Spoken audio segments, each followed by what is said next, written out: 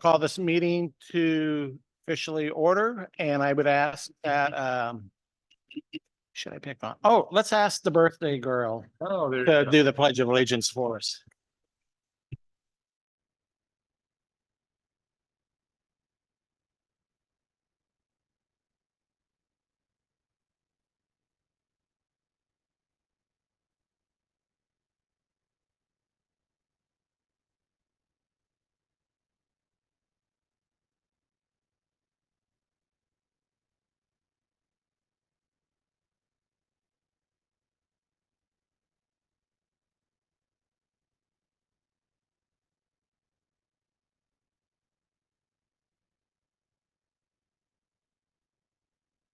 Well, we are really happy that you are here with us tonight and online. We do have a couple housekeeping rules that we need to take care of. If you have a cell phone, could you please silence those for us? Tonight's meeting, as all of our business meetings are recorded and live. So our meetings are held on Zoom early 2 or 3 days or 4 days before the meeting. You can go on to our website and get the information to log on. We will have public participation tonight. You will get 2 minutes. So if you're going to speak to the board tonight, try to think about, okay, what am I going to say in 2 minutes? There's other ways to communicate with us through our emails. And we do appreciate that, and we do try to answer. Is there anyone from the news media with us tonight? If there is, could you identify yourself and what organization you're with? Okay.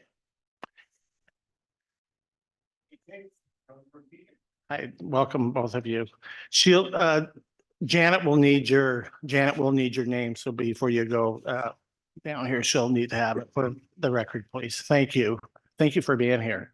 Appreciate that. Our vice chair is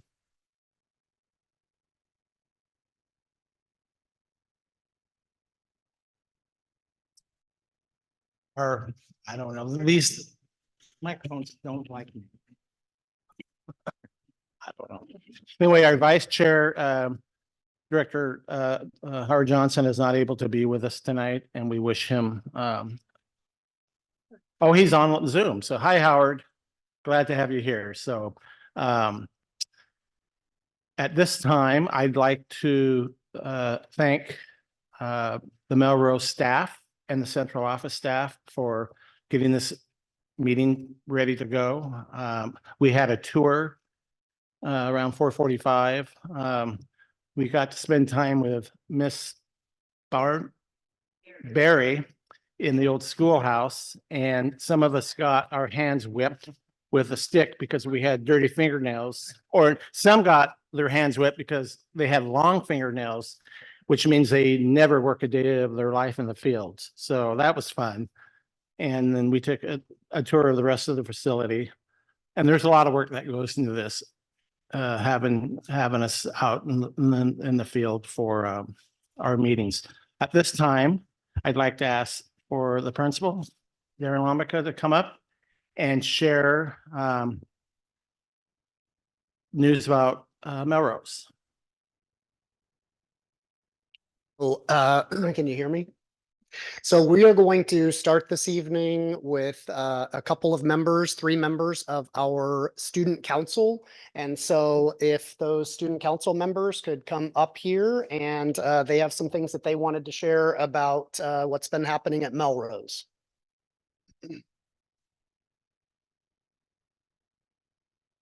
Welcome to Melrose, Mr. Corden, school board and community members. I'm Emmy Soder from our school leadership committee. And I am Brooklyn Bogartis from our leadership committee. And I'm Caroline Adams from our school leadership. I would like to tell you about some events we have had here at Melrose.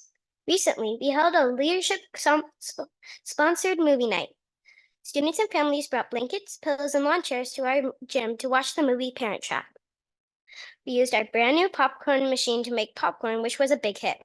We sold popcorn, snacks, and drinks, making about $600. Another recent event was our father-daughter dance our parent group PTAN hosted. The theme was an evening in Paris and was decorated with an Eiffel Tower and a French cafe as the snack bar. Students from not only our school, but other Roseburg schools came. Just this past week, our P10 treated the students to some science fun with OMSI. We had an assembly about chemistry, and student volunteers were called up to help the presenter. My favorite part was when we made the elephant toothpaste. The next day, each classroom was able to go to an OMSI lab experiment. Our class experimented with powders and liquids and found out how they reacted.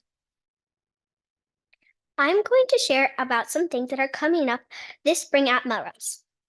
We are currently participating in Walk Run Club, where we scan badges every lap we complete on the track. Our PE teacher, Miss Hamburg, awards us with charms for our badges every time we complete so many miles.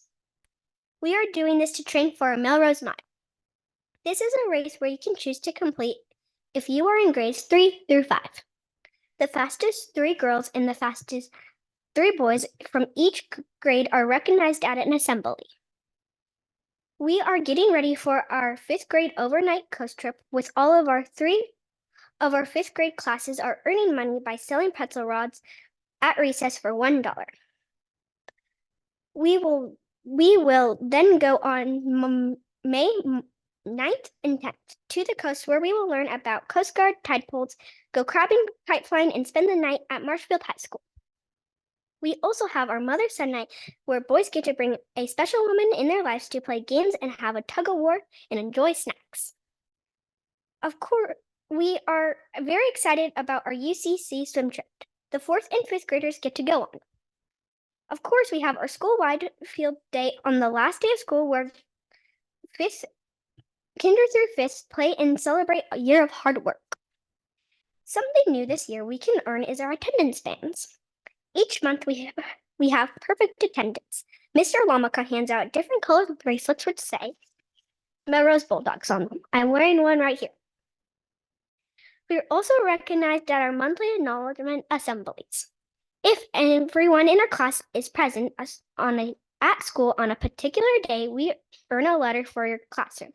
When we spell out the word Bulldogs, we earn a class reward. Finally, our school leadership team, made up of 4th and 5th grade students, are working on a community service project. At our school, we are working on a bathroom refreshment project. We are painting and writing encouragement words. We are also adding a stool for night for younger students to reach the sinks and soap dispensers easily. We think if it looks a little nicer and less boring, maybe students will do a better job of keeping it nice and clean. Finally, we are working with Save and Grace and will be donated needed items in some of our time for animals in need of our community. As you can see, there has been and continues to be a lot of great things happening at Melrose, and we appreciate the time to share them with you. Thank you.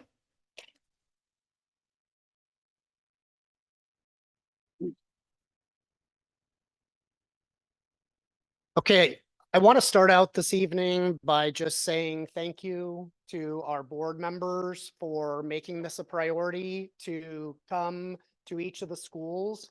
I think it's a really neat opportunity for you to really get the pulse of each of the schools, because there really is a different feel and different things that each of the schools offer. So I appreciate you taking the time in order to do that. So can we go to the next slide, Michelle? So I wanted to start off this evening by talking about our school's vision, and I'll share that with you. So at Melrose, we nurture our school family with a sense of community and connection. We strive to consciously cultivate strong academic success while promoting an inclusive environment for all. And I'm guessing you probably, board members, have noticed that there is a strong connection there between that vision that we have with the central part of our district's strategic plan, and where all students will receive the care, support, and instruction needed to graduate from high school with plans for their most successful future. There is a definite tie between our vision and what all of you have charged each of the schools to have as a focus. So we appreciate that. So I wanted to talk just a little bit about Melrose and give you some information there. Currently, as of maybe a week or so ago, our enrollment was about 359. And that does put us in the slot as being the third largest of the 8 elementary schools in the Roseburg district. And as you can see, if you look through the gen ed classrooms there, each of the grade levels, we have about half and half. Half of them are divided up into 2 teachers, and the other half are divided into 3. And that is dependent on our enrollment. And we call them bubbles that go through, which are those larger class sizes. In addition, I wanted to draw your attention to the fact that our school is one of a couple in the district that has a developmental learning center, or DLC. And we're super proud of that program here, and it serves some of our students with more profound needs. And I know 3 of you had the opportunity a few weeks back to come and get to walk through that and see that in action. And so we're happy that you got that opportunity as well.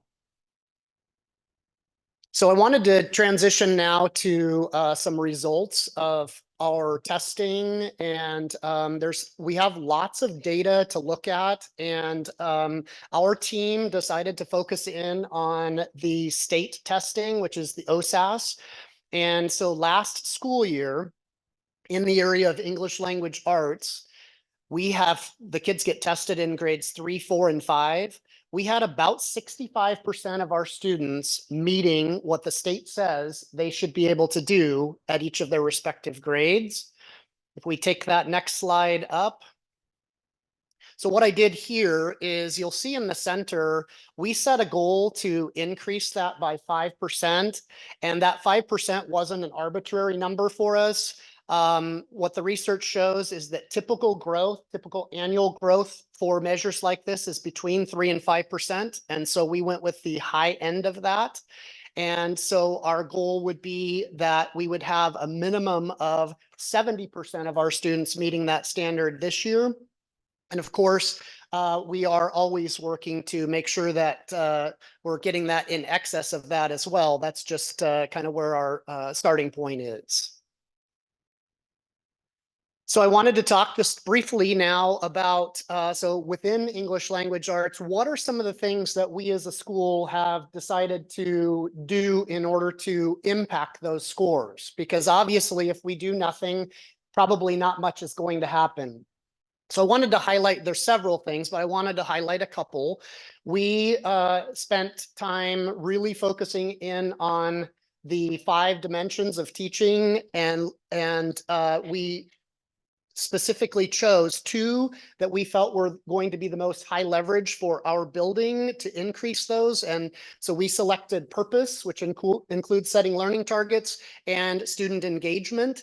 And what we know about that is that if we have students that are engaged the whole time they're in our classes, student learning is going to be higher. So we focused our attention on those. So changing gears just a little bit to the measure in math. So again, 3rd, 4th, and 5th graders last school year, we were at 61% of our students meeting or exceeding what the state says they should be able to do. And to continue that same format, you'll see in the center increasing that 61 up to a minimum of 66. And just to give you some perspective, we are nearing the state testing. It's coming up in the next month or so. So it's coming. So as far as the math, what are we going to do there? Of course, both of the learning targets and also student engagement are absolutely a piece of that. But we also have a couple of pretty powerful tools that we are using to increase our math instruction. And one of those is this Math Studio. And in fact, we have a math studio happening at our school tomorrow. So what that is each of the 8 elementary schools are divided into 2 cohort groups of 4. And so tomorrow we will have teacher leaders from our 4 schools and their administrators coming to work with our classroom studio, which is Mrs. Morrow in the left there. You'll see her with her 5th grade class.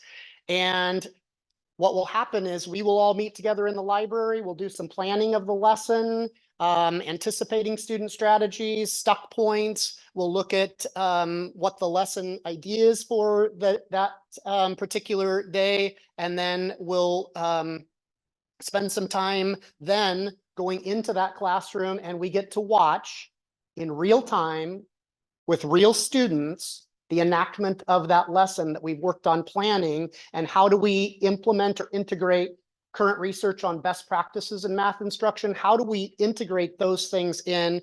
And then we get the opportunity to go in and be observers in that. We're supposed to keep quiet and not interact with students. It's a challenge. But we go in and watch what's happening there. We take what are called data snaps. So we collect evidence on what students are doing and what they're saying in math. And then we follow that up in the library talking about next steps and so on. Now, the other piece to that, which I think is probably equally, if not more important, is the sustainability component. So what we realize is that if we just rely on those teacher leaders that come to our math studio, and we don't find a way to bring that back to all of the teachers at each of our respective schools, the learning is really not going to gain traction in those buildings. Those individual classrooms will benefit. We have to find ways. How are we going to plan on bringing that back so that all teachers in each of our 8 elementary schools have this learning and can integrate that into their classrooms, so that ultimately that learning, my apologies, that learning is more widespread and not just in isolated classrooms. So super important on the sustainability side. And if you'd go to the next slide there. I just wanted to highlight here, so along with that math sustainability, what you'll see here, sometimes I've had families ask me, can you tell me like exactly what happens on Wednesdays when kids go home an hour early? What is it that's happening during that time? This is exactly what we are doing during those times. It is time for our teachers to get the opportunity to be in the learner seat. And you can see off to the left there, it's Angie Ellen, one of our 1st grade teachers, and she is a teacher leader at Melrose. She participates in the math studio. And then at our professional development on Wednesday afternoon, she's up front teaching the rest of our staff about the things that we learned around best practices in math instruction. So I wanted to just make sure that people are aware of that piece as well. So attendance. There are lots and lots of measures for attendance, and what our school has decided to focus in on is the concept of regular attenders. And regular attenders are students that attend school 90% of the time or greater. And by definition, the state says that if students fall below 90%, that's called chronically absent. So last school year, our school, Melrose, we only had 67% of our population were considered regular attenders. So on the flip side of that, then that means 33% of them were considered by the state to be chronically absent. So, and to give you one more piece of kind of some perspective there, I did put off to the side 2018-19 that we had our school, these same kids, many of the same kids and families, we were at 86%. So it's almost a 20-point drop in the course of those few years. And of course, there was an event in there that absolutely impacted kind of the routines and structures and things around attendance. So, but attendance is something that we are watching and really working on doing some things about. So our goal, of course, same format, increase that by a minimum of 5%. So this next school year, we're hoping, or this school year that we're currently in, we're hoping to get to 72%. Here are just, and our student council representatives did a nice job of talking about some of the incentive things that we're integrating to do that. So we can move on to the next slide. They did a super job. I wanted to, before we wrap up here, just mention a couple of things that are important to us here at Melrose. So one of the things that we work really hard on as that kind of go along with our motto here at Melrose, which is the roots run deep here, is building experiences for these students so that when they move on from 5th grade into the middle school and onto the high school and challenges come their way, that we have worked to create such a solid foundation for them here with strong roots that they're able to handle each of those trials and tribulations that may present themselves along the way through their adolescence. So super important to us, and I wanted to highlight just a couple. First of all is every year we have a carnival in October, and we bring family, parents, community members together, and it's an absolutely fabulous time. And to give you perspective there, we had over 900 family members and students attending that event. So it is a wide-reaching one. Fast forward to November, we had our annual Veterans Day celebration where we recognize the contributions of our veterans and first responders. And the image on the right, you'll see our veterans and first responders lined up at the top of our playground hill here. And on the bottom, you'll see an image of our student body, and they were encircling us. And our music teacher had done a fantastic job of teaching the song prior to this event of "This Land Is Your Land." And I've got to tell you, as those voices started ringing out, it was a very poignant moment. And I know that our veterans and first responders had a real appreciation there. So super powerful event there. In December, we had our holiday dinner. Our student council kids referenced that too. And it's a super big event. This room in here gets transformed to have an ambiance that's holiday themed. And we serve mashed potatoes, gravy, pumpkin pie, all of the things. And to give you perspective on that, this year, not just our 359 students, but we had over 400 tickets for adults sold, and we did have some special honorees too, including some local law enforcement that we were able to treat them to this too. So they mentioned also the father-daughter dance. There's just a couple snapshots there. Go ahead and go on to the next one. And so I just wanted to wrap up with talking about, I had somebody just before this started asking, well, did you mention to the board when we took the tour how Melrose had at one point a few years back the Guinness World Record for the largest marble tournament?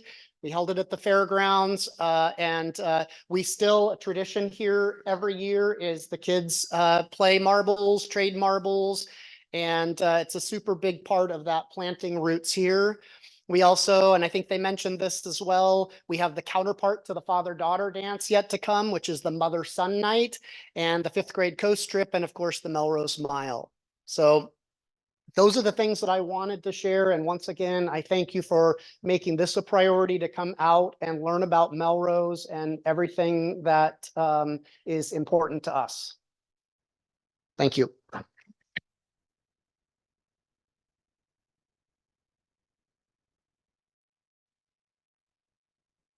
Board members have any questions? He kind of ran off. Entertaining questions. Any questions? Okay, thank you. Very nice job. One thing I forgot to mention, if you're going to speak tonight, we need you to fill out a card. And then we'll pick those up right before we go into public participation. The folks that are here for possible budget committee It's the word I'm trying to use. Appointments, thank you. You don't need to fill out a card. We'll get you all set up towards the end of the public participation. At this time, Hannah, would you like to introduce yourself and, right? Rayleigh, hi, my name is Hannah Heiberger. I am the ASB Leadership President at Roseburg High School, and I'm here with Rayleigh Travis. She is a freshman, and she's in our leadership program. So I can go ahead and start us off with our school section of the report. So tomorrow at 7 o'clock in the Rose Theater, band will be hosting the RHS Spring Concert. And at this free event, it's a chance to hear from 6 different bands. So that's one of their bigger concerts of the year. And last Thursday at Roseburg High School, the Roseburg High School Foundation held their scholarship night, which included Future First Citizen. So many incredible students were awarded scholarships, and the Future First Citizen finalists were Malia Narciso, Katie Damon, Christina Chi, Eli Malik, and they all received $4,000, and Massimo Fellini was awarded the Future First Citizen with an award of $10,000.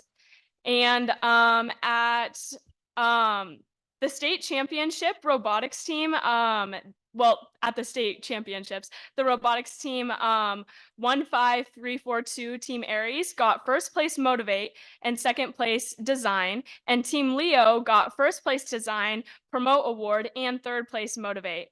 With Leo Gimbel going to the World Championships, which will be held in Houston, as he is a finalist for the Dean's List Award. And then at our school, Astra Club is currently holding elections for next year's officers, and they're planning to go to an Astra conference in May. Key Club at RHS is offering prom dresses and tux fittings for those in need. And during lunch the week before spring break, students can find them at tables in order to get all situated for the dance we have coming up. I'll be going over the sports section. So spring sports are in full swing here at RHS. The new softball field was completed just in time, and there will be 3 games at the field this week. Last night at Legion Baseball Field, the boys played West Salem, and they have another home game against Ida B. Wells at 4:30.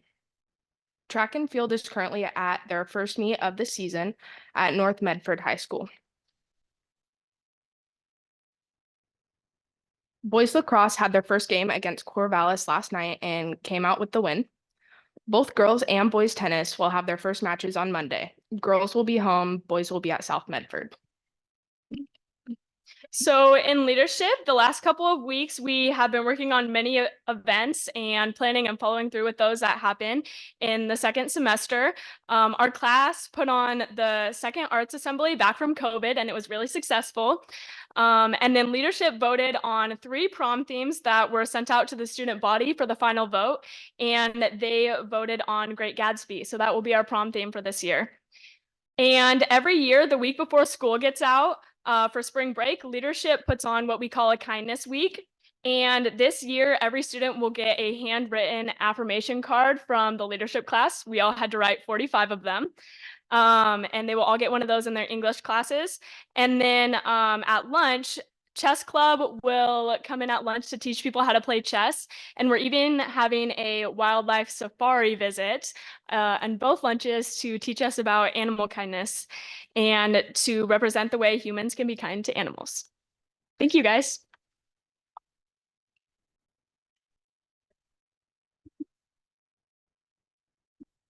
Okay, at this time, I'm going to ask Director Minor if she would go up to the podium, and we're going to have student recognition. And when the student's name is called, staff, teachers, parents, who's ever with them, please come forward. We'll take a picture at the end of the speech. And then when we're done with the 2 students and the 2 Golden Apple Award winners, we're going to ask that the 2 students and the 2 staff members come up, and the board would like a picture with them also. So. Yeah.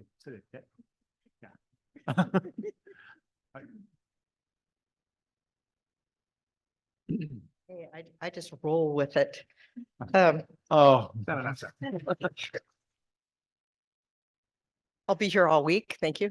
Um, who we need today and who we're celebrating is Ruby Ellis, 5th grade from Melrose.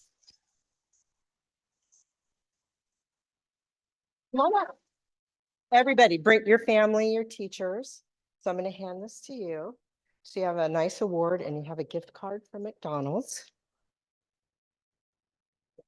This is an everybody thing. Look at all these wonderful teachers.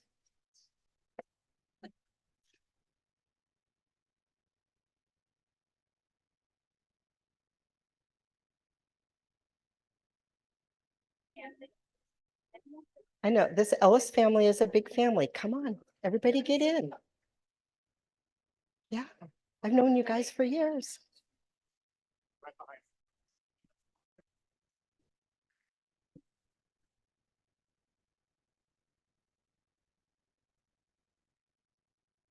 Hey. Yeah, get over here, Grandma.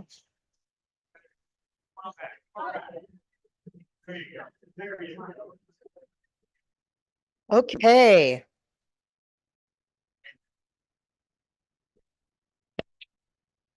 Here we go. Ruby is an outstanding example of what being a Melrose Bulldog is all about. Leading by example and kindness, Ruby has been a champion of others and an asset to any classroom. Mrs. Gosnell remembered back in kindergarten, Ruby always being willing to stay with a task until the job was completed. Ruby is top notch, said Ms. Parrott from 2nd grade. Ms. Rice noted that Ruby is an exemplar in the cafeteria and on the playground. Mrs. Luther said, as her 5th grade teacher, I get the pleasure of seeing Ruby every day in her final year at Melrose. I see how academically incredible she is in all subjects and yet pushes herself to be creative on each task. Ruby is simply a wonderful student and a pleasure to recognize. She will be honored throughout her time in Roseburg schools. Certainly Fremont will be lucky when Ruby steps on their campus next year. Congratulations, Ruby.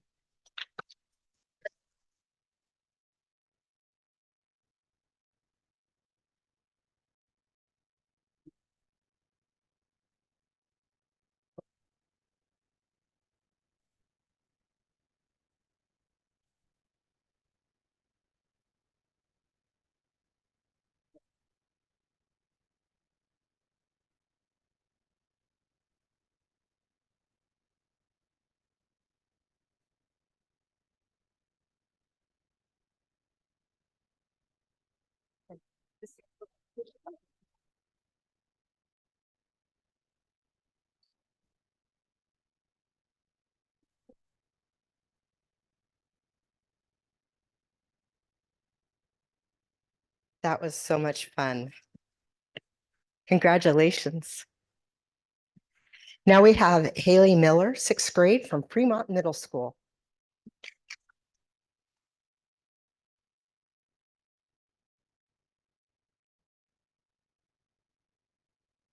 Congratulations. Hallie.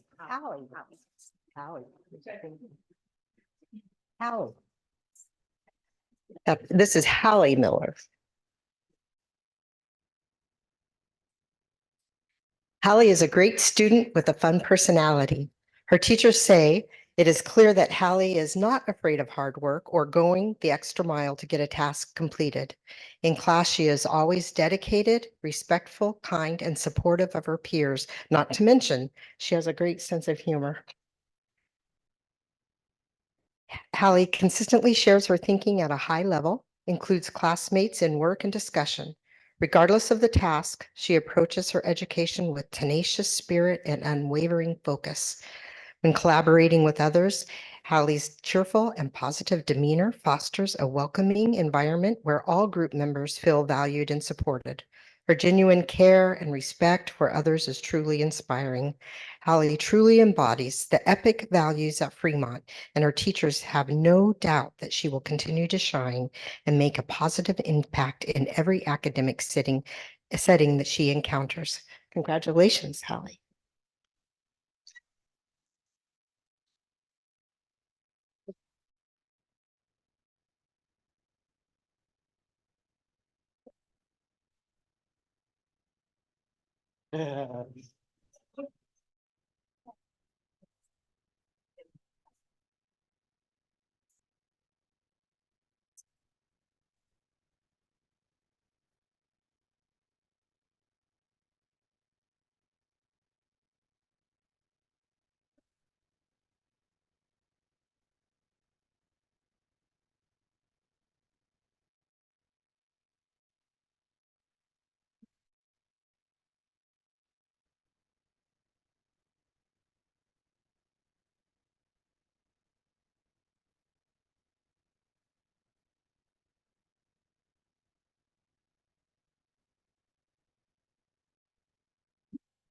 So I get the, excuse me, I'm falling apart.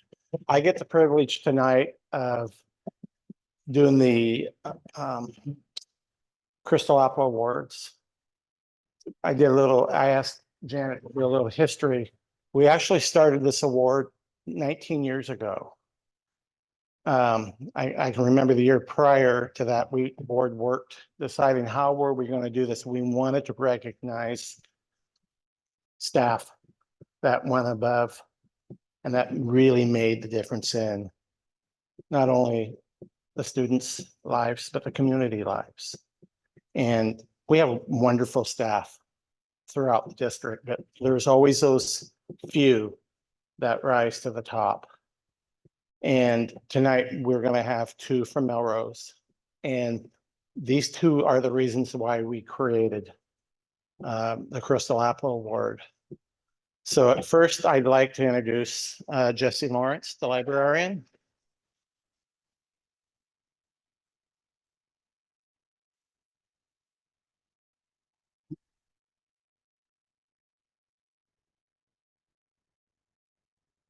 And I would ask that whoever, family, friends, staff, would you come up here and join her, please?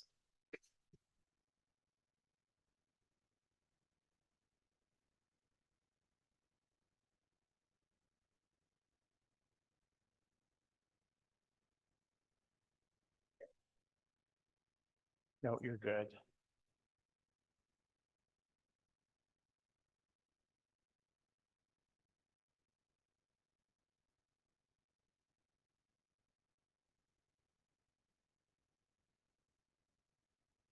Okay, you just don't realize what an honor it is for me to be able to do this.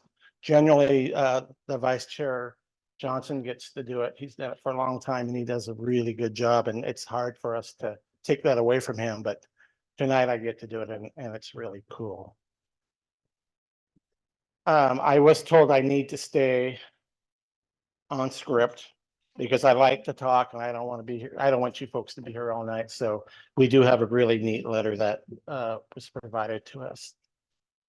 Jessie goes out of her way to support the students at Melrose, pouring her heart into each of them. She helped students find the perfect book to get them to love reading. She is dedicated and creative, going above and beyond to engage students in the library lessons, as well as in providing recess activities for those who prefer indoor activities. She has facilitated the chess club and even took on a group of second graders wanting to start a brand new pony club. Jessie establishes a safe space for students, whether they are big readers or not. She has worked tirelessly to build a strong local participation in the Battle of the Books. Not only that, excuse me, Jessie is a big supporter of after-school activities, dedicating countless hours attending things like movie night, decorating for the holiday dinner, and attending PTAM meetings to represent our staff.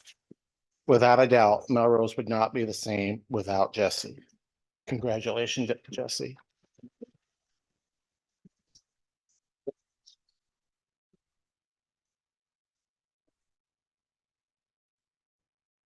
On her Crystal Apple Award, and I had to talk to the principal because I wasn't sure what it meant. So you staff at Melrose will understand that, but engraved in the Crystal Apple in the bottom, it says fun, creativity, and heart, dedicated to relationships. And then it says amazing gold pants. So that's Jessie.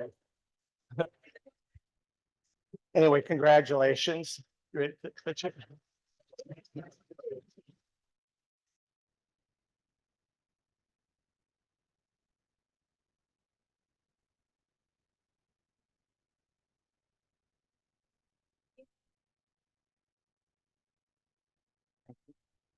Thank you. Yeah.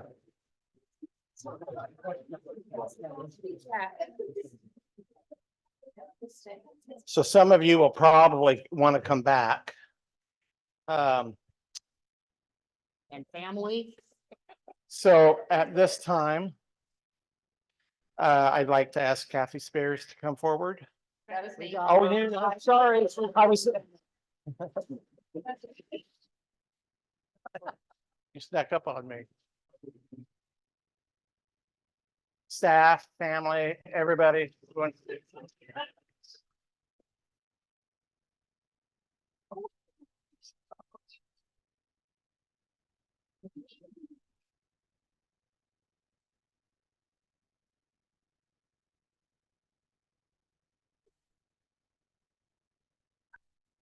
Kathy, a 40-year veteran teacher here at Melrose. 40 years.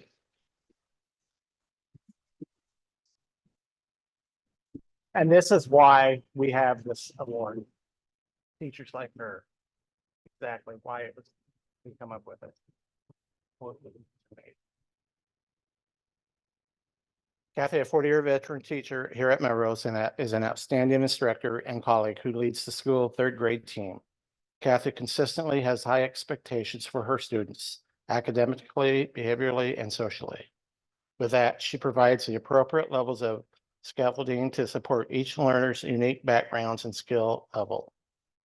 As one might expect, she has a lot of strategies in her toolkit at this point in her career.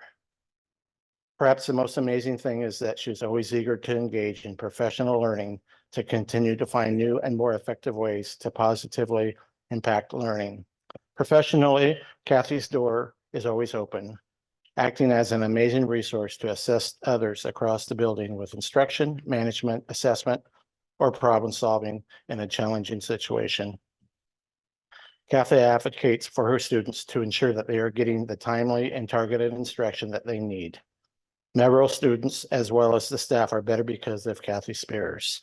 Congratulations, Kathy.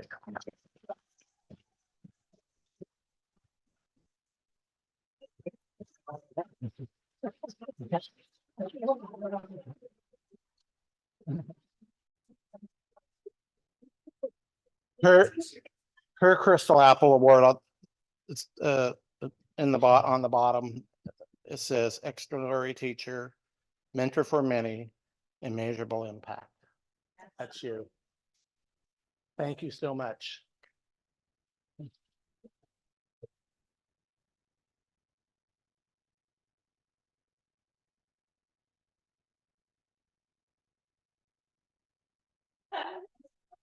I didn't see her stick on it.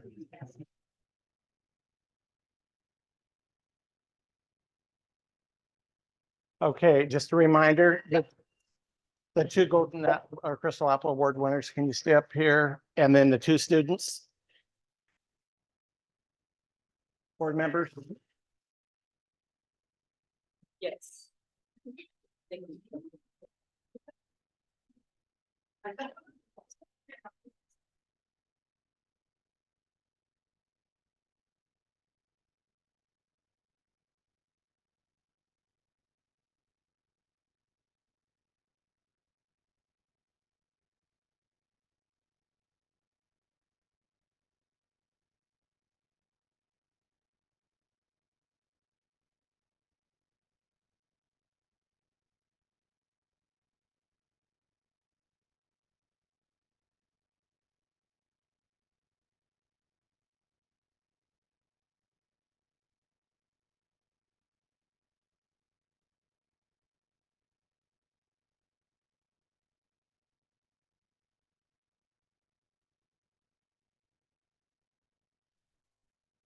Okay, at this time we'll take about a 5-minute break for those who would like to go home. You're more than welcome to stay for our meetings. It's just beginning to get exciting.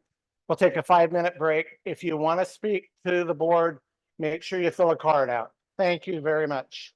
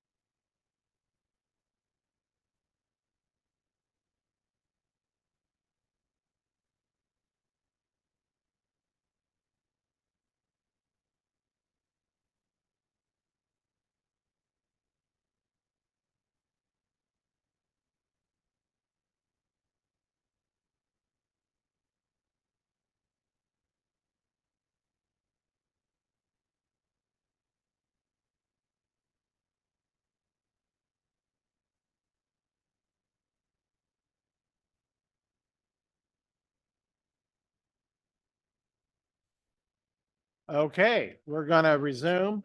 I've been told there are no cards in the basket, so we will move into talking to the three folks who would like to join our budget committee. And so what I'm going to do, I'm going to call you up to the podium one at a time and have you introduce yourself to the board and have you can say whatever you want.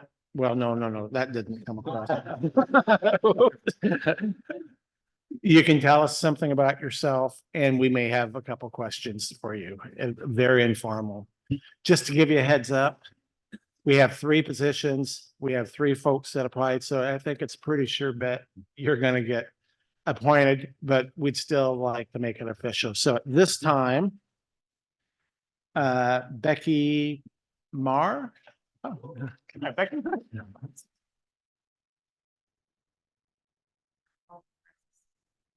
Is the light on, Becky? Yeah, okay, you're good. Yep. Now that. Oh, yeah, there you go. Okay. Okay. I'm honored to address you today with great enthusiasm and sincere interest in serving on the school's budget committee. The opportunity to contribute to the fiscal decision-making process for our district is one I deeply value and am eager to pursue. My journey begins with a profound connection to this community, having grown up in Roseburg and attending Roseburg Public Schools myself. Despite briefly moving away, I made the deliberate choice to return, recognizing the exceptional educational opportunities this place offers. Raising my own children here in the past 9 years has only deepened my understanding and appreciation for the school's needs and priorities. Allow me to provide you some additional context about my background. I graduated from Oregon State University with a Bachelor of Science in Health Management and Policy with a focus on finance. Prior to returning to Roseburg, I held the position of Assistant COO of a large orthopedic practice, surgery center, and physical therapy facility. As a parent actively engaged in my 3 daughters' education, I am committed to ensuring our schools receive the resources and needs to provide quality education to our students, or to all students. Currently serving as a treasurer for Melrose PTN, I oversee budgeting and financial management to support various school initiatives. Additionally, my experience as an entrepreneur has equipped me with valuable skills in financial analysis, budgeting, and strategic planning. I am proud to meet the qualifications outlined for this position. As a resident of the district and a qualified voter, I am ready to fulfill the responsibilities of a budget committee member with integrity and dedication. In closing, I want to express my gratitude for considering my application. I am excited about the potential opportunity to collaborate with the board and fellow community members to ensure fiscal responsibility and transparency within our district. Thank you.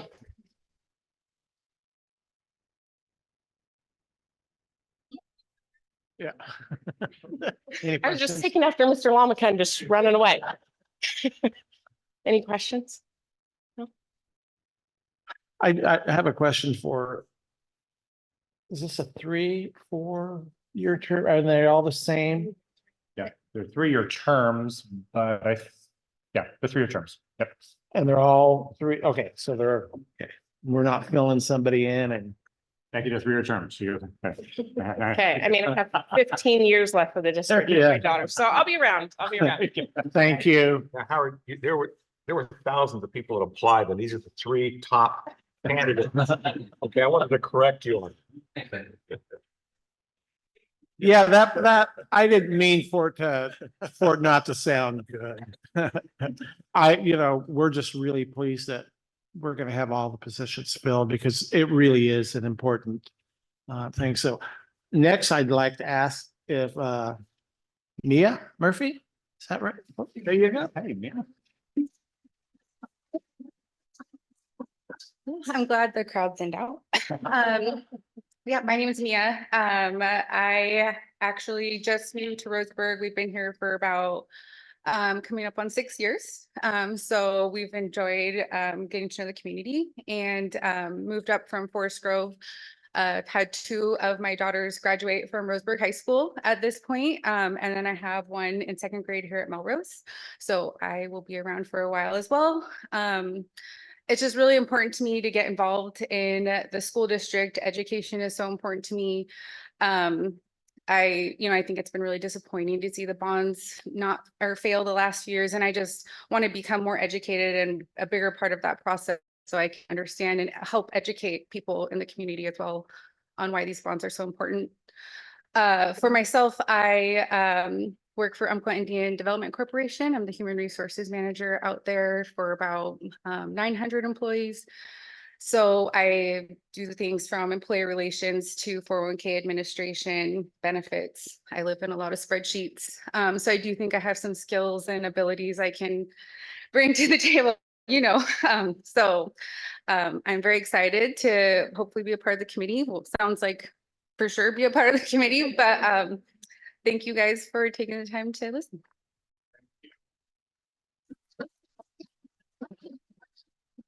And Nikki?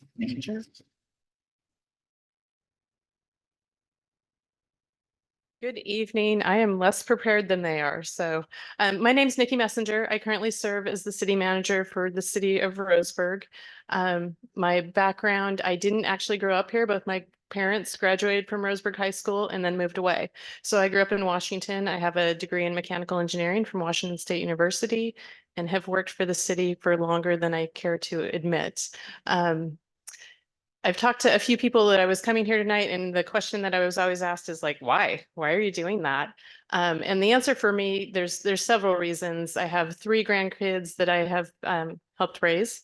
2 of them were Army brats, so literally were living with us for long periods of time. They all came up through the Roseburg School District. 2 of them graduated from Roseburg High, 1 from Phoenix, and they had great experiences. But I've been participating in the bond committees, and I'm frustrated that we haven't been able to pass those bonds because I know how important it is to have good facilities that the kids deserve, that the staff deserve, to be able to put an end to or put a dent in generational poverty. It really is that education is what we need to emphasize. And I don't understand your budgets. I do understand city budgets. There's about 40 of them. And so I understand that there's a color of money and there are things that can be paid for and cannot be paid for at a certain budget. So I think that will help me hit the ground running, and it'll help me when I'm in the community, just one-on-one conversations, or I'm reading these comments that are like, oh, you have money for that, but you still keep trying to get a bond, so that we can get the voters educated about the differences of what money can be used for, what it can't, and why we need to be able to improve our facilities for our kids and for our future. Any questions? Thank you so much. So just kind of a word of, I don't, maybe it's not wisdom. You might think I'm crazy, but Becky, Mia, and Nikki, I served for a couple of years on the budget committee. And 30 years later, I've been on the school board. So it's crazy. So maybe that will happen for you guys. It's a great, it's really fun. And the budget committee is really, really important. At this time, I'd like a motion to accept all 3 to be appointed to the budget committee. So I will make that motion, but I did want to say before I make the motion, how impressive all 3 of you are, prepared, articulate. All 3 of you did a fantastic job, but I'm motioning to approve budget committee members Becky Marr, Mia Murphy, and Nicole Messenger to our budget committee. Second it. Okay, any discussion? Okay, I'll call for the motion. All in favor? All right, opposed? Okay. Unanimous. Oh, Howard, you get Howard. Sorry. Is he still there? Yeah, it's muted though. So. Okay, can he wave? Yeah. Okay, so congratulations.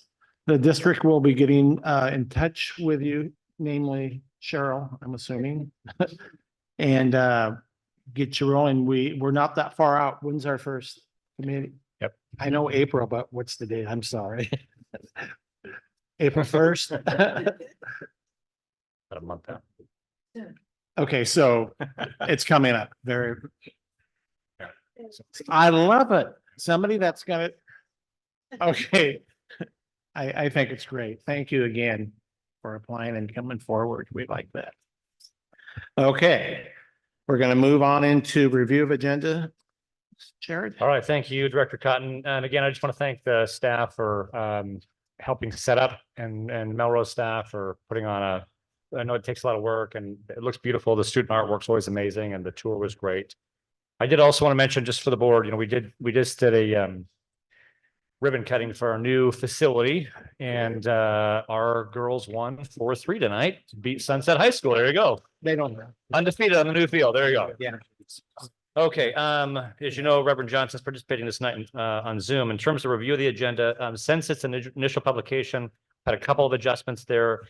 In the consent agenda tonight, the committee meetings will be included on the April 10th meeting, the committee meeting minutes. The committee's chairs will report out on both building and sites and curriculum tonight. On action item number 1, that's to consider the vote for the 3 remaining budget committee members. That's been done already. And item number 3, page 71, there were we've made an addition of temporary contracts expiring at the end of the year. That's on number 71, page 71. And we have item number 6, which is the approval of the phase 3 vestibules, which is the final phase. That's on 74, and that came in late because we just did get the pricing on that phase 3 for vestibules. Other than that, those additions that came in a little later than it was printed, agenda is as is. Thank you. The 3 new budget committee members, if you want to hang with us, you're more than welcome to, or you can excuse yourself, whatever. Do I need to redo this because I fouled up? I did the action item before your Nope, report. nope. You're not insulted or? Oh, I don't get insulted. Okay, okay. Thanks a lot. Okay. We're now going to move to consent agenda, approval of consent agenda. So motion and a second. I'll motion to approve the consent agenda with the 8 items listed. I second the motion. Okay, we have a motion and second for the consent agenda. Any discussion? Okay, I'll call for the vote. All in favor? Aye, opposed? Okay, passes. The next one is annual renewal or non-renewal of contracts. You'll notice there's A, B, C, and D. When we get to the place to vote, we're going to do one vote. So I'm going to turn this over to Michelle. Nee? Thank you. And we have E. And any, I'm Yeah. sorry. Any, yeah. Perfect. Thank you. So tonight we're asking for your approval of our annual renewal or non-renewal of contracts for the 24-25 school year. This is required to be done by March 15th of each year based on ORS 342.513. This includes our probationary administrator renewals, our contract administrator renewals, our probationary teacher renewals, our 2-year teacher contract extensions, as well as temporary contracts that are expiring at the end of this school year. Just to let the board know, contract renewals are not automatic. We do go through an evaluation process for each employee that is up for renewal to make the decision whether we bring them forward to you as well. And you will see at times, and we have during this school year, resignations that show up on the board agenda based on conversations and where it may be that the employee and the district just aren't going in the right direction together. So it's not an automatic that we get renewed every year. Are there any questions? Okay. We need a motion. I will motion to approve the annual renewal and non-renewal of contracts for the 24-25 year. I will second. Okay. I would prefer if we could say, you know, go through A, go through B, go through C, go through D, go through E, say all those subtitles for the record, please. My apologies, Chair. It's okay. All right, so motion to approve annual renewal or non-renewal for the 2024 school year for probationary administrator renewals as listed A. First and second year, second and third year. Keep going. Oh, you wanted me to do all three of my, okay, sorry. My apologies. Also the contract administrator extensions and as listed as B, and probationary to teacher renewals as listed at C, first to second, second to third, second year to contract and third year to contract. I didn't see D. I am just not on it tonight. And that last one was as listed as C, 2-year teacher contract extensions for 24-25 and 25-26 as listed D. Oh man, that one's in red. You tricked me. Finally, as listed E, contracts expiring at the end of the 23-24 school year. And there are no more letters, I swear. And I still second it.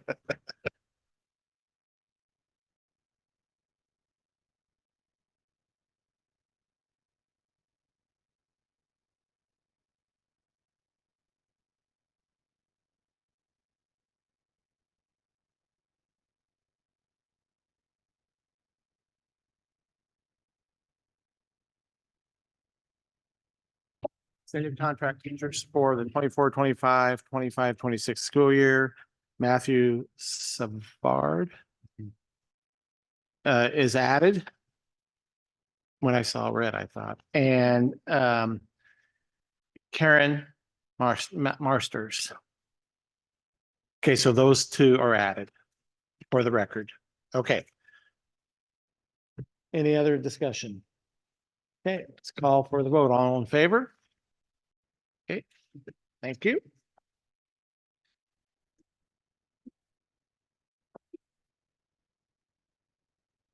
So next one is approval of purchases of replacements for, it says dish machines, it's dishwashers. And when I see the dish, I'm thinking of the satellites, but that's not what we're buying. We're buying dishwashers, right?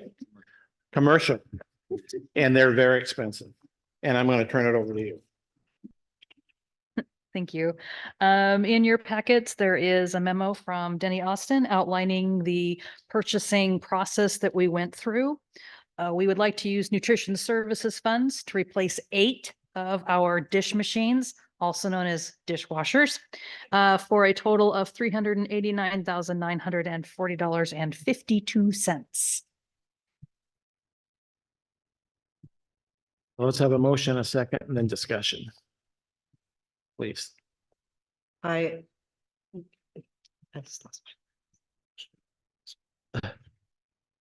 Motion to approve the purchase replacement of dish machines. We have a motion I'll second it. and a second.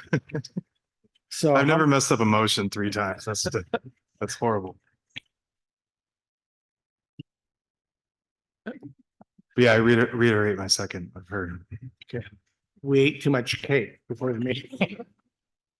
How much are the machines individually? Are they different because They're different for every, from school to school. The machines themselves are consistent, but the work required to install them could be different from each location due to the ventilation and the height of the roof.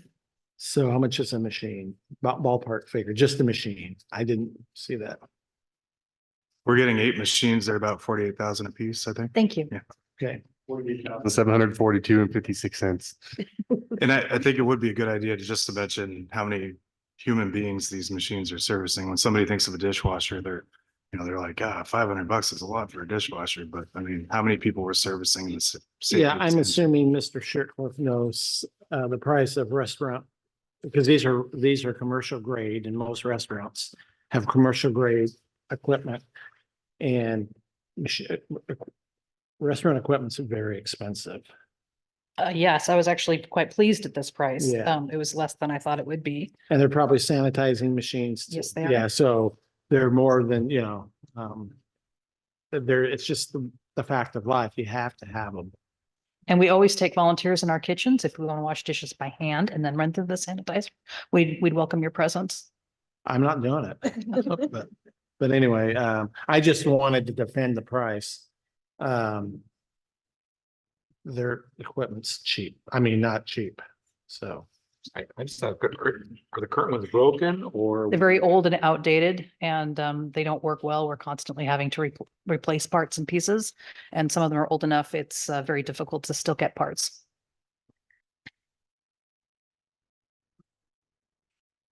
I was going to complain about the price, but Rod's already talked about how efficient they are. So I'll skip over that part. I'm assuming, my question is, we had 4 vendors that expressed interest, only one sent a bid, and that bid was not accepted and not acceptable. It wasn't. The bid that was originally received was non-responsive. It didn't contain all the requested information. So we went back to a vendor that we've used very often and is on a state buy. So that was kind of my question is we can approach vendors if nobody submits a bid. The one bid that was received was non-responsive and so it was taken out. So we went to these people, Bargain, Ellingston, and Eugene, because they have an agreement in place with other school districts. They have a publicly bid, part of a purchasing cooperative. Okay, so we're not allowed to just go out and buy these from any center that sells them, a restaurant supply store, on our own. We could set them out for bid again and solicit inputs and do our competitive bidding requirements in that fashion. Okay.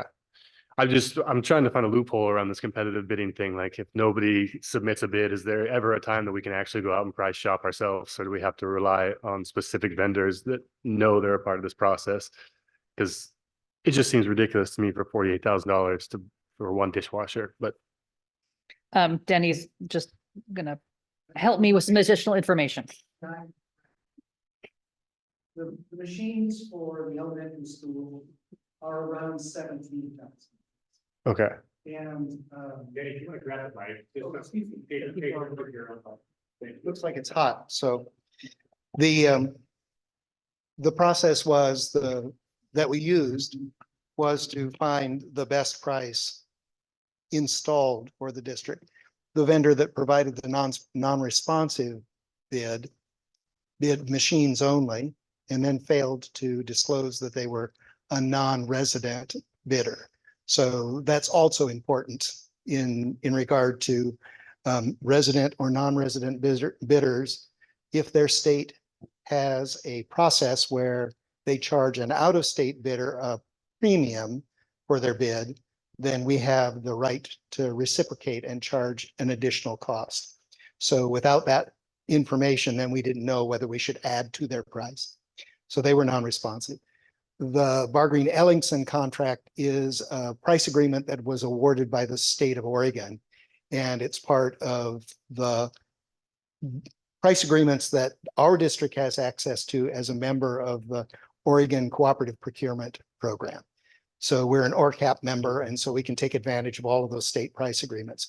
We could bypass the public bidding portion at the beginning of this particular buy and have just gone to the state price agreements and asked for prices that way. But we thought we might be able to get a better price by going out and asking vendors to competitively provide. And so you're saying the price of the machine itself is only like $17,000, so they're charging $30,000 to remove the old ones and install new ones, roughly? Nope, not to confuse it, but that is, for example, Melrose's machine. The machine itself is 17,000. The fittings required bring it up to about $18,000, just as an example. And Melrose machine, as an example, is 30 years old. So if we got half of the life out of the machine, that's only $1,000 a year that we're going to be spending on the replacement machine because they're depreciable. So, but where the machines get to be more expensive is when we get over to the middle schools, and the middle school machines are in the $45,000 price range because they're conveyor machines. And just as Rod suggested, these are sanitizing machines. They have high temperature built into them. They also have heat recovery features in those locations where we don't have adequate ventilation in the kitchens, like at Fullerton or at Fir Grove. So we did a little bit more homework because Hobart was able to come and actually do a walkthrough for the district and show us where they wouldn't have had a machine to sell us 3 months ago, but now because of the new Energy Star conveyor machines, they are available at a voltage, wattage, amperage that is low enough to not have to make any substantial changes to our electrical systems in the middle schools. So a lot of things happened all at the same time. But the 389, I believe, is the number that you're going to be voting on. And that is the maximum guaranteed price. So the vendors, if they can save money through the installation process, that price will be reduced. So it's the top. For one more and then I'm done. Was there any thought process or attempt to do any of the labor ourselves with our maintenance crew? Or is this is specialized where they're literally the only people that can do it? I mean, in my experience, it would seem like at least part of it, the moving, the setting up, I mean, and then hire them to do the fittings and the specialized work. Was that an option at any time or looked into? I believe some of that was discussed, and our maintenance staff will be installing new floors in 2 or 3 of the kitchens. So they'll be doing that work while this team is moving on to a different school and completing an install there. So this team will do a demolition in a school. Our maintenance staff will come and do whatever infrastructure upgrades or whatever repairs to flooring, walls, those materials need to be done. So yeah, you're welcome. What bucket is this? What bucket are we using to pay for this stuff? The Nutrition Services Fund with our excess ending fund balance within that fund. Which is, There's no grants involved. The Nutrition Services Fund, the revenues and expenditures for feeding children go into that fund. And over the past few years, we have accumulated an excess of revenue over expenditures, mostly because we have a hard time filling a lot of our nutrition services positions. So we are required to actually have a maximum ending fund balance. And so we're required to spend money in just this fashion in order to get it down to that maximum ending fund balance. So it's not taking any money out of our general fund. That is correct.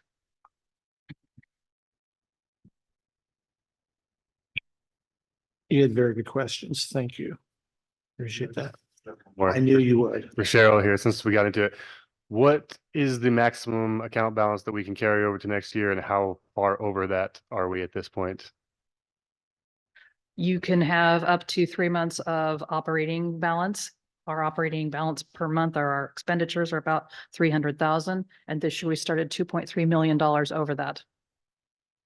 We've got almost excess of $2 million that we can't carry over to next year. I've already submitted a plan to the Department of Education on a spend down plan to get that to within the $900,000 limitation.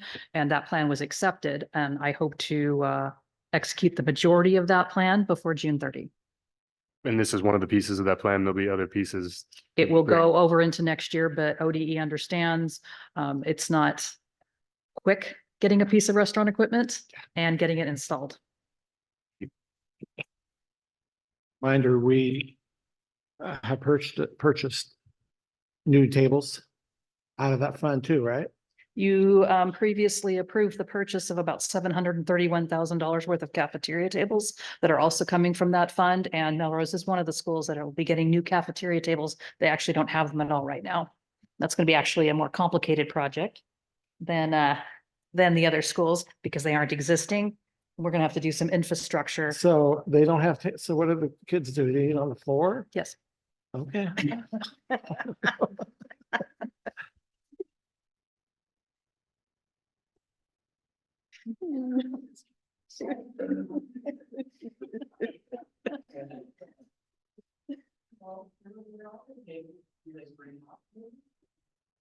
They don't have cafeteria tables that fold into pockets.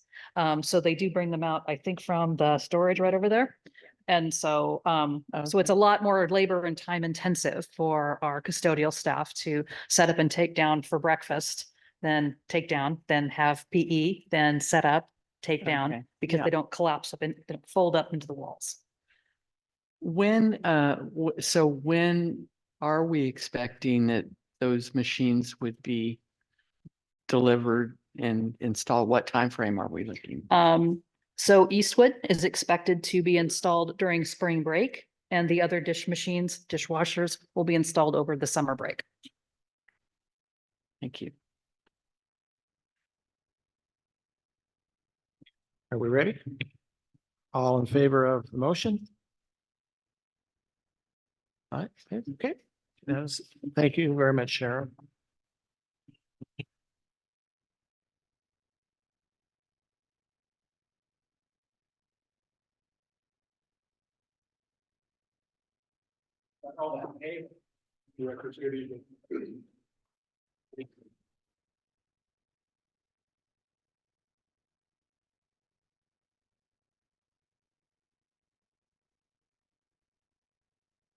Is it on? Oh, there we go. Tonight, I'd like to reference page 73 in your packets and expand upon a conversation that we introduced in January's Curriculum and Instruction Committee regarding a digital cadaver table specific to our allied health and nursing pathways and partnerships that we are building with UCC and our local healthcare industry. What this table is it expands, it will allow our programs at Roseburg High School and the student learning experiences to expand into and further the foundational knowledge of our students entering into advanced sciences coursework, and can allow them to continue into the nursing pathways and healthcare pathways at Roseburg High School. What that looks like is we've been in conversation and collaboration with UCC in exploring and pursuing the alignment and articulation with anatomy and physiology at the college level. And that class is and has been identified as a barrier and a keystone class for our nursing and healthcare students. One that is very difficult, rigorous, and has in many times in situations, it becomes a barrier. Either students are intimidated in pursuing the pathways with that curriculum or persevering through the pathway in that curriculum. This table, it is a digital cadaver, digitalized cadaver table, which will allow us to align our coursework to the college experience as best as we absolutely can, and give that foundational experience for our students. And with that, I want to be brief and respect your time, and I'm open to any questions that you may have.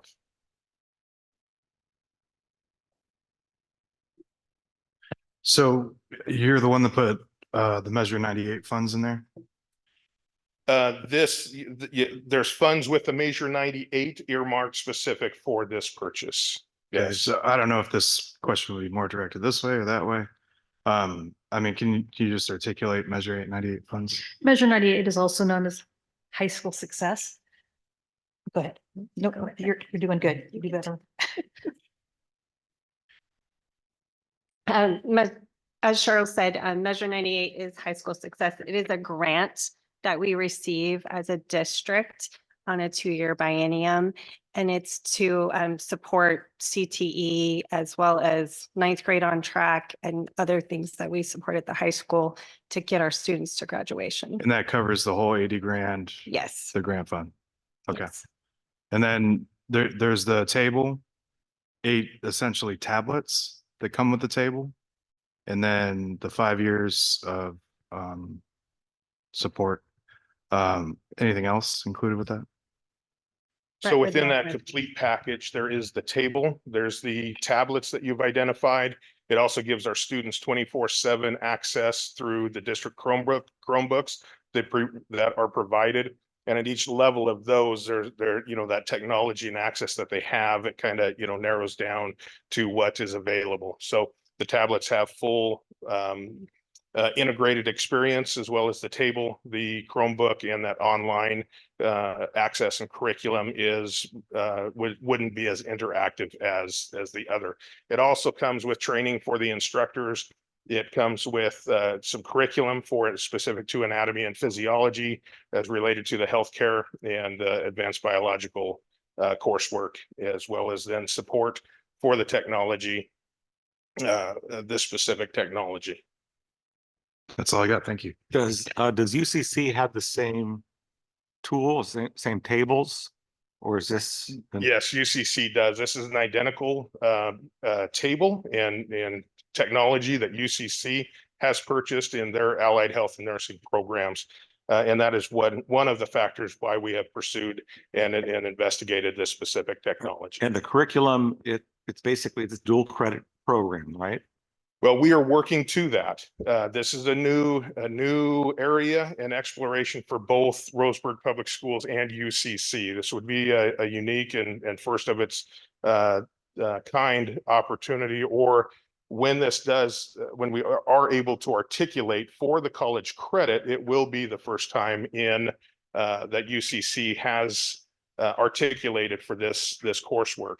Over the, it is a high priority for us as we are expanding the allied health and nursing pathways here in Roseburg Public Schools and UCC.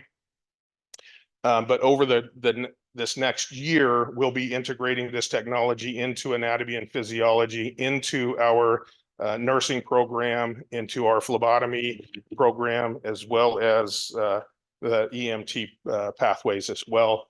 And exploring, and over the course of this next year, aligning the curriculum within Roseburg High School to mirror the anatomy and physiology coursework at UCC.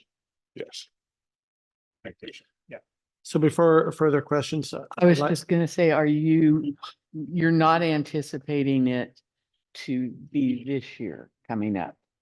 We're buying the product first before we actually have the dual credit pathway established. Yeah, you are correct. So with this, it will allow us to build our program in conjunction and directly with UCC over the next year, with that goal of articulating for the dual credit in the near future. Again, this area is a keystone curriculum and coursework that has never been even considered for dual credit with a high school. It is that 200 level and entry level advanced biological science coursework where kids actually, it's required, and it becomes that gateway to the allied health and nursing and pre-med college pathways. And with this course and this series really has been identified as that barrier for kids to enter into the pathways and let alone exceed and persevere through the pathway. Okay, before we have any further questions, I'd like a motion and a second. I will motion to purchase the Animatage table for health occupations. Second. We have a motion and a second. You have a question? Yeah, but do we have the teachers to actually teach this? So we have people that are qualified to do that then? Right. Yeah, so we have a Mr. Smith, a biology teacher and a past department chair, has been teaching anatomy and physiology for us for many years. And with the discussions with the Roseburg High School administration, with the science department, and specifically Mr. Smith, along with UCC's administration and staff there, this is why we can't do it, buy this and offer it next year. This is going to be true collaboration, teamwork to ensure that Mr. Smith has the skills, that knowledge, that background, and can teach that coursework along with the UCC staff, mentoring and collaborating with our program to truly make these in the student experience what they need to be. I think this is so cool. Do you need volunteers for the table? We'll invite you, absolutely. You're not a volunteer, volunteers for the experience. So get ready. On a serious note, it's fabulous what we're going to be adding and keeping our kids as many as we can home. And I think we all ought to really be jazzed about this type of stuff. The table, a stainless steel table, it's more than just a stainless steel table, so we're gonna probably go up when we're at UCC for our board meeting that we're gonna share with UCC. I'm sure we'll get to see that. So anyway, thank you for doing a great job with this. Thank moving you. forward. I appreciate the opportunity. Yeah, thank you. Okay, so we have a motion and a second. If there's no further discussion, I'll call for the vote. All in favor? All right, okay. I put my glasses on so I read it this time, right? Okay. Cheryl? Again, in your packet, there is a memo outlining this proposed request for approval. In February of 2024, the district requested interested contractors to participate in a request for qualification process to pre-qualify contractors for the construction of the final phase. We were calling it phase 1, 2, and 3, and now we've combined 2 and 3 into 2. And this final phase includes Green, Sunny Slope, Fullerton 4, Melrose, and Hillcrest Elementary Schools. 4 contractors participated in the mandatory pre-proposal conference, and 1 contractor responded to the requests for qualifications. So that one contractor was S&B James. We were very happy that they responded, as we've had a lot of success with them. They are S&B Construction Management Company. They hire many local contractors. And they in fact now have a storefront here in Roseburg and employ several people that do live here. They focus on the management, although they do some of the work themselves with their own workers. So the district is asking for approval to contract with S&B James Construction Management in the amount of $1,535,294 to add secure vestibules to those 5 locations. And I've outlined each vestibule in the memo as to their proposed cost. This was, it's only March, and so this process was done in February.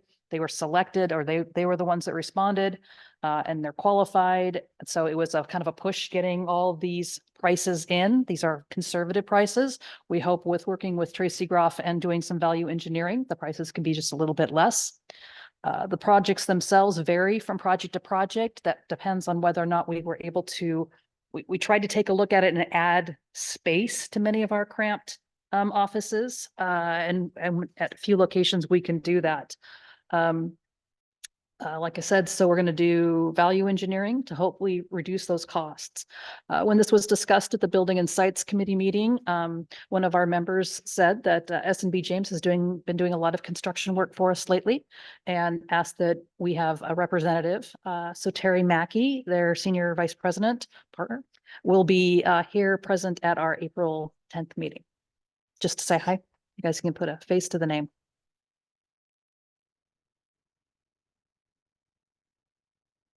To approve the security vestibules and award the contract to S&B James. Thanks for saving me, Andrew. I'll second. The motion and a second discussion. Okay, let's call for the vote. All in favor? Opposed? Okay. Nice. Okay, we're gonna move into reports. Steve, you want to handle Building and Sites, please? I will. It's not a motion, so I can't mess it up. So we had our Building and Sites Committee meeting March 6th, right next to our new beautiful softball field. So following a request for qualifications process, we're expecting to secure S&B James, as Cheryl was mentioning, to complete the remainder of our secure front entrance vestibules. We are waiting on word back from ODE, the Oregon Department of Education, regarding our conciliation agreement, meeting the requirements on the new softball field.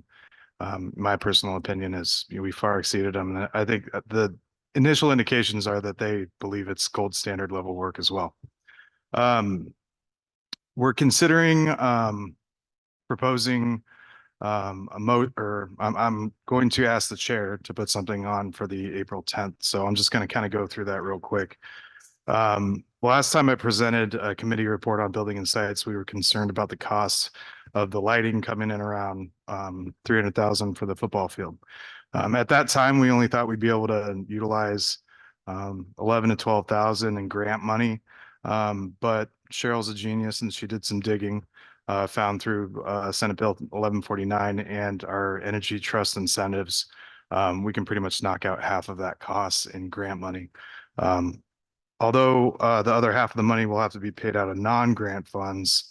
I inquired with Tracy how much it costs us per year if we stayed with the old lighting system. He said ballpark, no pun intended, was around 5K to 6K. And at that rate, the lights should pretty much pay for themselves considering the warranty period is about 25 years. And if you take that calculation out, really you're looking at the system and its lifetime being a cost neutral project from what I figured out, for lack of a better word. So my recommendation to the chair would be to put the Roseburg High School football lighting system on the agenda for our April 10th board meeting. That's all I got. I just have one small clarification. Half the project will be paid out of Energy Trust of Oregon and energy efficiency grant funds. The other half can be paid for with our SIA monies.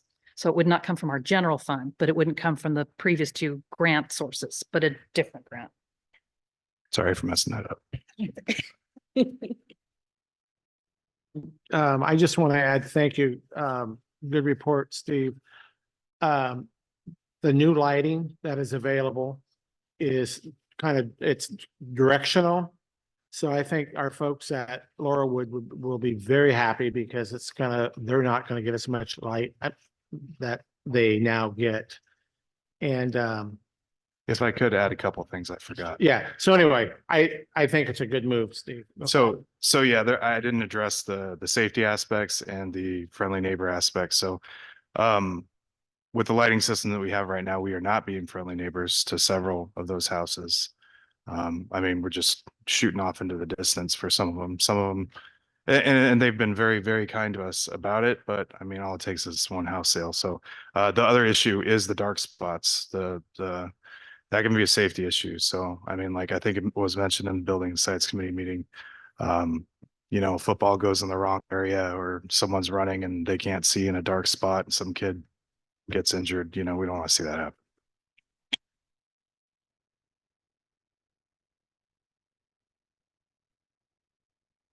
All right. So now we're going to move into curriculum and instruction and That'd be me. Well, I had a couple different versions of the same thing I was going to say, so I'm going to try to put it together. But anyway, we met 2 weeks ago, had a great meeting, and we basically covered two subjects. The first subject had to do with math and reading data. Dr. Weber did a thorough job in going through all the information related to that, and very similar. It was basically what Mr. Was it Lamika? I need to pronounce your name correctly. I'm sorry. But the information that you provided was just from Melrose, but you covered everything that we covered, except we did all the schools, and it was just really well done. So you said a lot there that really clarified a lot of things for a lot of people here, including myself. So that was very good. But we went through that, and data can be a little bit of a downer.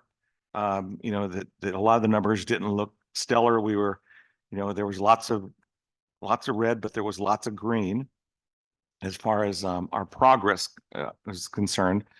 But the one thing that was really good, especially what you brought up, was just that there's a plan, and the plan's addressing how we're going to address the red in these reports is direct, and it's definitely going to be a positive thing for everyone. The principals are going to be meeting or have been meeting and reviewing the data, and have come up with some great tools and great programs in teaching or training the teachers to do even more for the students. So that was really, really positive.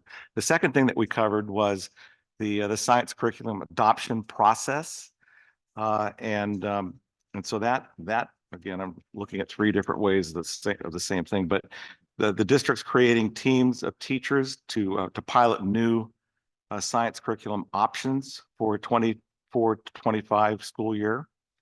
And the committee reviewed, we'll be reviewing what they come up with later on as they go through the process of piloting these different programs. And I think sometime in May, we'll be looking at, you know, some possible recommendations on which direction we're going to be going with it. So there's a plan there, and it looks like it's moving along pretty well. So again, that's about all I have. Eric? Thank you very much, Chair Cotton. I have a short report for the board this evening. Sign it real quick. No, not that. Just do that. There we go. Look at that. All right. We have amazing staff and amazing kids. I love the start of these meetings when we get to just take a minute and recognize our kids and the great things they're doing, and our staff and the great thing they're doing. And I just want to take just a minute again. I do this most board meetings just to recognize the fact that we are blessed to live in this community and have great families and great students and great staff. Our kids are doing things a lot. They're out in the community a lot. They're doing great things in the classroom, on the field, and extracurricular activities. So some of these things you heard about tonight, some of these things you read in the paper, but just want to acknowledge the fact we have amazing kids. Hannah mentioned tonight in her student report about just one aspect of, you know, something else kids are doing extracurricularly. This is exciting as we're investing in pre-K through 12 STEM activities, particularly robotics. She mentioned tonight about the RHS team. We had 2 teams go to the state. I think 3 teams went to state, and 2, actually we had Leo and Aries. Anyway, but the kids are doing fantastic. They're not just great young women and young men, but they are talented. And I often talk to employers in the community that the talent they need is in our high school right now. It's in our middle schools right now. It's in our elementary schools right now. Again, a fantastic showing for them. They're such great kids doing great things. They took home 1st, 2nd, 5th place prizes, 12th place prizes. It was mentioned that Leo, not just Team Leo, but Leo Gimbel Cook qualified. He was one of 4 students in Oregon to win the Dean's List Award for academics and student leadership both. He'll be in Houston representing our school and our community at the Worlds again. Team Aris was at the Worlds competition last year as a whole team, placed 13th in the Worlds last year. That's in our community. We don't talk about that enough. What's really neat is the fact that we have most of our community, but we have our staff who are investors. They believe that when you plant a garden, you believe in tomorrow. I've been reading the Audrey Hepburn book, and I've got a couple Audrey Hepburn quotes tonight. And she said this: to plant a garden is to believe in tomorrow. And I'm grateful for our staff that are in the business of planting a garden because they believe in tomorrow. They are investing in our community, and they understand the power and the responsibility to guide the rising generation in this community. So we're thankful for them. We're also thankful for our kids. You know, we've had a couple of rough months with a couple of our kids. We lost a kid this week. We lost another kid about a month ago. And Audrey Hepburn said this. She said, "Is there anything more important than a child?" I would argue there's not. And I'm thankful that we have an opportunity to live in this community. And I'm thankful for our staff who know this and believe this. I'm thankful for people here that work every day. I'm thankful for the board who has made an effort to make sure our kids are that treasure in our community. It was neat to hear tonight with the board members who kind of had that same thought of, you know, if you value something, what are you willing to do for it? And that can come up in the bond and the work we're hearing across the community. I want to talk a little bit tonight about RVS. Thank you. We got Danny's here tonight. We are going to continue to serve our students in RVS. We're grateful for the things they've been doing there at RVS. We will be making some adjustments to RVS in terms of some staffing, some other financial adjustments to make sure that they are cost neutral. And we'll continue to examine their return on investment academically. We're thankful for the work they've done. They are one of the most innovative and high achieving virtual programs and absolutely in the state of Oregon and beyond in this region. So we're thankful for the work they're doing. That, as you know, has been grant funded with ESSER funds, and those funds are going away. And I want to thank Danny Jardine, the principal there, Michelle and others, Jill and the staff there who've worked together to make sure we can come up with a plan to support those students who are there and have a plan to make sure that we can do that in a way that is cost neutral for us and support those students. We had a great afternoon. It's been mentioned tonight about the softball field. Want to thank our community members who came out. We had about 150 community members that came out. Also, want to just publicly thank the Ford Family Foundation. I reached out to them and said, we're gonna have some people come out. Would you be willing to do some food for us? And they very graciously, as they often do in supporting the community, said, yeah, what do you need? Well, we need some burgers. And we started with 100 burgers, but then I think Mr. Vickery, one of my kids came home and said, you know, he came home and said, hey, Dad, they announced over the loudspeakers that there's food at this event at 3:30. So I started to panic because we had contractors coming. And so thanks to Chelsea and staff, I'm like, we need another 30 pizzas. Can you call Abby's for us? And it was all gone by the end of the event, but it was great. And like I said at that event, when this community works together and has a vision of what it wants to accomplish, we can do anything because we don't have a talent problem here.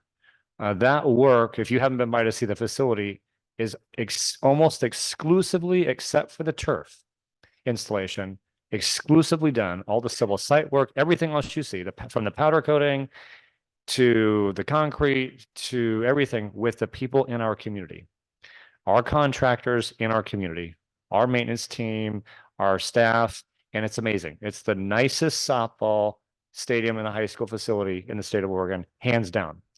And it's here in the community. To me, it's a field of possibilities because it's a provocation for the community to say, if we can do that, and it's a little thing, it's great. But if we can do that, we can do a lot of things in this community if we can work together with a common vision. And I hope that vision is around supporting the rising generation, the next generation of kids. Last thing I'll mention is this, Department of Education. I've had an interesting relationship with them the last couple of weeks, but they were in Roseburg the last few days. They came to learn about the things that are happening in this community. They brought a team of their senior leadership down and spent, I think Dave, Vickery and others, Jill, Michelle and others, they brought their senior leadership team to figure out what in the world is happening down here, because how can this be replicated? They've heard about advanced healthcare pathways. They've heard about advanced manufacturing pathways. They've heard about the connection our schools have with our businesses and the fact that our kids have a pathway to have a high wage, high demand job in this community and a pathway with no student debt and a job guaranteed. And they're like, how are you doing this? And it's how we do things here. We build partnerships. We think about how to get better. We challenge the status quo. I'm curious about what's happening around us, but I'm more interested in making sure we can do it here. And so I think it was great. They used the words excited, astounded. They were surprised. They were curious. They asked about replication. I said, we're just getting started on what we're doing. And it was great to go into those traditional courses. It was great. They were excited to be in all of our kind of arts courses and CTE courses. But when they started to understand the connection of our strategic plan, when we say here that kids are going to graduate with a plan to be successful, that's what we mean. And they really said, like, this is a model for the state to think about. And so it was I appreciate and just want to publicly thank them for coming down, spending the time to be in Douglas County. We are oftentimes underrepresented in the legislative process in Salem. And it's good that they want to find out more about what we're doing here. And I've been encouraging our team to be more, and our board to be more involved in that process. And just want to give kudos to them for coming down and for the great work that's been happening. I know Brett's been leading a lot of that work and working with our whole staff, working toward that common vision. So thank you for the opportunity for a report tonight.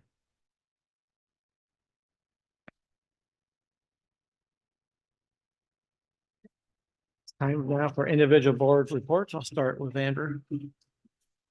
I would just like to say that I have yet to find a piece of equipment that I thought was reasonably priced. So no offense to you directly, Danny, that was nothing to do with you, just sticker shock never goes away for me. That's all. Andrew. Okay. Oh, since Director Johnson's gone, I will say that I have nothing that will benefit the children tonight. And I just appreciate Melrose, the principal. And it was evident by the three girls that spoke very eloquently. And I think it was the most succinct that we've heard from young kids, really putting together a representation and pride in their school, what they've done. And I thank you for our time here.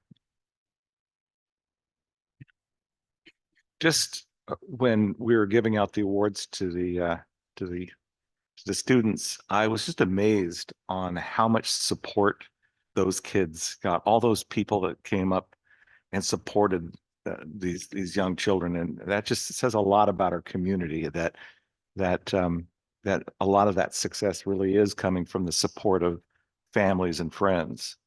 So it's just amazing to see that. So have a couple of things and then we will wrap up. I've mentioned this at Building and Sites, and I said I'm really careful to talk about pride, being prideful about something, because if you use it in the wrong content, it can be really bad. It can be nasty. And so I'm using it in the content that probably 25 years ago, I'm assuming. And I was just a baby on the board. But the board had the vision of buying those properties in behind the school and looking at how could we put more field space in there. It took a few years, but look at that field we have. That is really it's kind of nice to see things happen, and it is a beautiful facility. But we also know there's a lot more. There's wonderful things besides the softball field happening at the high school. And that's just an added piece. And I was very touched tonight on the Crystal Apple Awards. 40 years as an elementary teacher. 40 years. She's amazing, but we have many amazing staff members in this district, many, and I think you all know that, and they're taking care of our kids. Some of our kids, they see more of their teachers and the instructional aides than at home. So we play a really important role. I've said this many times, I'm really proud. There we go. I'm saying it in the right content to be a part of this community, part of this district. We're just on a roll, I think. Now, Mr. Vickery, we're at your home next on the 10th, right? For sure. And you've got your marching orders, what we will be hearing from you or whatever. Okay. Okay. We're looking forward to meeting you. I'm just joking with you about marching orders. So we will be at Roseburg High School on the 10th. We'll do a tour, I'm assuming, at 4:45. You don't have to send us through through the heritage. We've already, do that, but I'm sure you and your team will come up with a good tour for us. Other than that, thank you all for coming. Thank you for you folks online. Yep, may just mention real quick, Howard's online. I've been texting a little bit. Howard, wishing you well, heal up, and look forward to seeing you soon. And I'm surprised, Jared, maybe you said something and I was sleeping over here, but our softball field today was the first official game. And what was the score? So 4-3, we won on a bottom of the seventh. Looper out to look like I was listening, but I was kind of watching too. Joey Kieran had it live streaming, and great game. Girls were jumping The up. ball and down. bounced. So Just it's, kept, no, I don't know. If it so did, fun but- to see. But that's so cool. Undefeated. That's the way you want to start. So anyway, we'll see everybody on the 10th. Meeting adjourned.